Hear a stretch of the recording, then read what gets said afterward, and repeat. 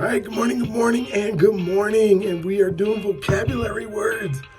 Hey, today's special word is beatific. Beatific. Beatific, which just means I am overjoyed, overwhelmed, just excited about life. And so today, just be beatific in your life. Just be transformed, man.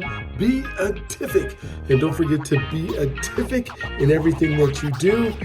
Try to use it in a sentence today. Just wake up, walk in, say, this morning I'm just feeling beatific. What an amazing, overwhelming, just exciting word of all the things that can happen, possibilities, optimisticness.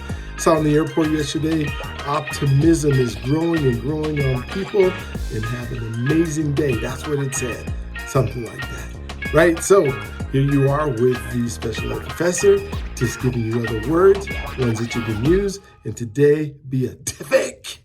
All right, we'll talk to you tomorrow.